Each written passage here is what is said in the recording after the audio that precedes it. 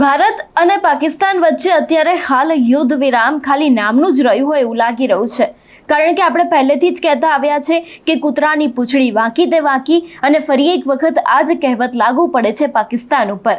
Donald Trump વચ્ચે પડ્યા, તેમના દ્વારા મધ્યસ્થી કરવામાં આવી, તેમ છતાં પણ નિયમોનું ઉલ્લંઘન કરવું એ પાકિસ્તાનનું કામ છે, અને એ જ મુજબ પાકિસ્તાન અહીંયા કામ કર્યું। અને આપણે જોયું હતું કે ગઈકાલે રાત્રે ઘણો બધો ગોળીબાર થયો હતો, અને એ બાદ ઘણા બધા સમાચારો સામે આવ્યા હતા। પરંતુ ફરી એક વખત આજે વહેલી સવારે ડોનાલ્ડ ટ્રમ્પનું નવું એક ટ્વીટ સામે આવ્યું હતું, એ પણ ક્યાંક ચર્ચાનું કારણ બન્યું હતું। આજે આપણે આ જ સમગ્ર વિષયને સમજવાનો પ્રયત્ન કરીશું। નમસ્કાર, હું હંસિની અને તમે જોઈ રહ્યા છો નિર્ભય ન્યૂઝ।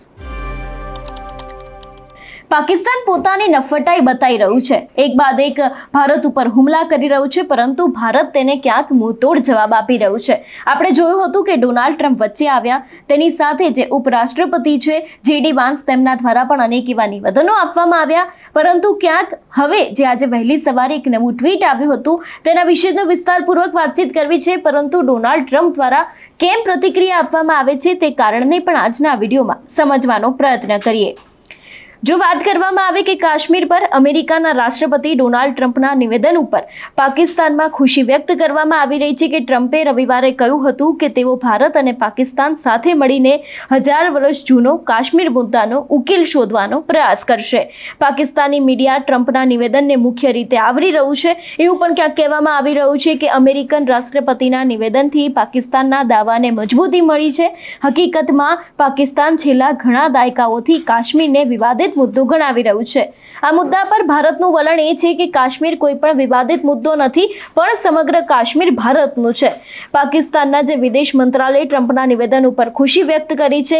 વિદેશ મંત્રાલયે જે સોશિયલ મીડિયાનું પ્લેટફોર્મ છે તેના ઉપર પોસ્ટ લખીને એમ પણ કહ્યું છે કે અમે ભારત અને પાકિસ્તાન વચ્ચેના યુદ્ધ વિરામ કરારમાં અમેરિકાની ભૂમિકાને સમર્થન આપીએ છીએ। આ તણાવ ઘટાડવા માટે પ્રાદેશિક સ્થિરતા તરફનું એક પગલું છે। મંત્રાલયે વધુમાં એમ પણ સામે કહ્યું હતું કે જમ્મુ અને કાશ્મીર વિવાદના ઉકેલ અને ટ્રમ્પના નિવેદનની પ્રશંસા કરીએ છીએ। આ એક એવો મુદ્દે છે જે દક્ષિણ એશિયા અને તેનાથી આગળની શાંતિ અને સુરક્ષા માટે પણ મહત્વપૂર્ણ છે।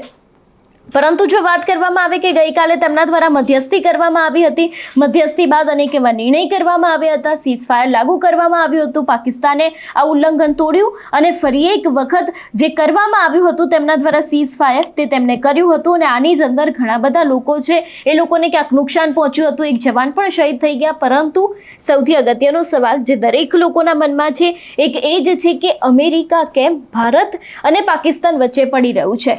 અમેરિકા એક સૌથી મોટો દેશ છે, એવું પણ કહેવામાં આવે કે દુનિયાની કોઈ પણ પરિસ્થિતિનું સર્જન થાય, કંઈ પણ મુદ્દા બને તો અમેરિકાએ પોતાની પ્રતિક્રિયા આપવી જ પડે। સૌથી પહેલા તો એક અગત્યનું કારણ એક એ જ છે કે ભારત અને પાકિસ્તાન વચ્ચે અમેરિકા ક્યાંક એટલે પણ આવ્યું છે કારણ કે એ સૌથી મોટો દેશ છે, એને પોતાની પ્રતિક્રિયા આપવી પડે।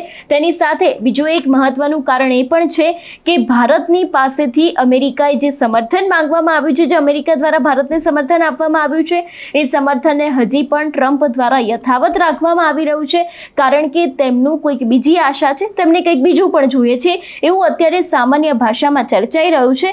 અને લોકોના મોઢા ઉપર પણ આ જ વાત ચાલી રહી છે કે ડોનાલ્ડ ટ્રમ્પને કંઈક તો જોઈએ છે, એટલા જ માટે થઈને એ ભારતની સાથે અત્યારે હાલ સમર્થનમાં આવ્યું છે।